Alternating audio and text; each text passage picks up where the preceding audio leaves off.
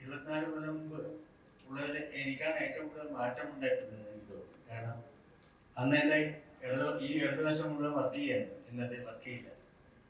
പക്ഷെ ഞാൻ എന്നെ ഭയപ്പെടുന്നില്ല. ഇതുപോലെ ഞാനും പുതിയ ഒരാളായിട്ടാണ് വരുന്നത്. ദേവദൂതൻ പുതുതായിട്ട് വരുന്നത് പോലെ ഞാനും പുതിയ ആളായിട്ട് വരുന്നു. എനിക്ക് നല്ല ഉറപ്പുണ്ട്.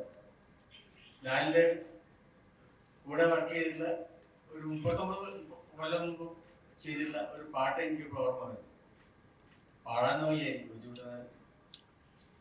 മഴനീർത്തുള്ളിയെ മുത്തായി മാറ്റും നന്മണിച്ചിപ്പിയെ പോലെ, നന്മണിച്ചിപ്പിയെ പോലെ, നറുനെയ് വിളക്കിനെ താരകമാക്കും സാമഗാനങ്ങളെ പോലെ, സാമഗാനങ്ങളെ പോലെ.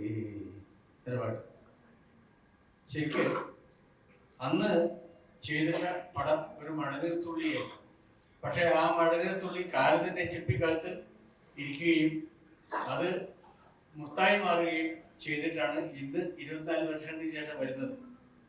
അതുകൊണ്ട് അന്നത്തെ മഴത്തുള്ളിയല്ല ഇന്നത്തെ മുത്ത്. അതിനേക്കാൾ എത്രയോ വില പിടിച്ചതാണ് മുത്ത്. തീർച്ചയായിട്ടും ഇത് സിബിയുടെയും പിന്നെ ഇവരുടെ ഞങ്ങളുടെ എല്ലാവരുടെയും പരിശ്രമം കൊണ്ട് ഉണ്ടായിട്ടുള്ള ഈ സൃഷ്ടി കൂടുതൽ കുട്ടികളുടെ പുതിയ തലമുറയിലേക്ക് പടരട്ടെ എന്ന് ഞാൻ ആശംസിക്കുന്നു. എൻ്റെ പാട്ടുകൾ നിന്ന് ധാരാളം കേൾക്കട്ടെ എന്ന് ഞാൻ ആശംസിക്കുന്നു. പിന്നെ ഒരു കാര്യം, പല കാര്യങ്ങളും എനിക്കിപ്പോൾ പുതിയത് തോന്നുന്നുണ്ട്. ഞാൻ താഴത്തുനിന്ന് സിബിയുടെ കുടുംബത്തിനെ കണ്ടപ്പോൾ ഞാൻ പെട്ടെന്ന് ഓർക്കുന്നത് ആലുവയിലെ പള്ളിയിൽ വെച്ച് സിബിയുടെ മാരേജാണ്. ഇതുപോലെ ഓരോ ആൾക്കും ഇപ്പോൾ നമ്മുടെ അദ്ദേഹത്തിനെ കാണുമ്പോൾ ചിപ്പിയാണ് എനിക്ക് ഓർമ്മ. ചിപ്പി എൻ്റെ പടങ്ങൾ 2 പടങ്ങളിലാണ് ഞാൻ വർക്ക് ചെയ്യുന്ന പടങ്ങളിൽ വർക്ക് ചെയ്തിട്ടുള്ളത്. രഞ്ജിത്തിന്റെ അന്ന് രഞ്ജിത്തിന്റെ കുടുംബമായിട്ട് വരുന്നത് നമുക്കറിയില്ലല്ലോ. അന്ന് കല്യാണത്തിന് പോലും എനിക്ക് പോകാൻ പറ്റിയില്ല. ഇതൊക്കെ എനിക്ക് ചിപ്പിയോട് പറയണം. കാരണം അതിലും കുട്ടികളൊക്കെ വലുതായി. പക്ഷെ ഇപ്പോഴും എനിക്ക് ഇതൊക്കെ വളരെ ചെറുതായിട്ട് തോന്നുന്നു. ലാലിനെ ഞാൻ കാണുന്നത് വെച്ചാൽ, ഞാൻ തിരുവനന്തപുരത്തെ അമ്പലത്തിൽ ശാന്തിയുള്ള കാലത്ത് നെടുമുടി വേണുവിൻ്റെ കൂടെ ഞങ്ങൾ ഒരുമിച്ച് താമസിക്കുന്ന കാലത്ത് അന്ന് കണ്ടിട്ടുള്ള ലാലാണ് ഞാൻ ഇപ്പോഴും കാണുന്നത്. ഈ കാലം അദ്ദേഹത്തിന് ബാധിച്ചില്ല. അത് ഏറ്റവും വലിയ കാര്യമാണ്.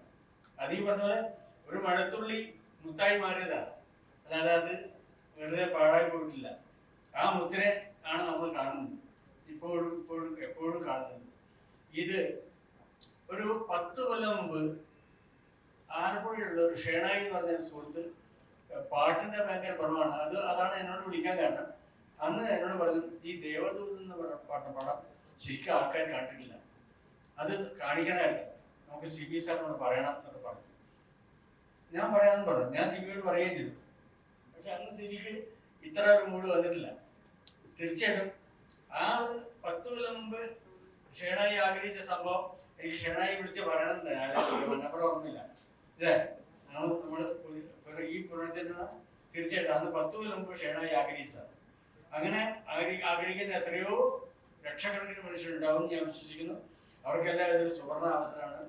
ഈ അവസരം എല്ലാവരും സ്വീകരിക്കട്ടെ ഞാൻ ആശംസിക്കുന്നു.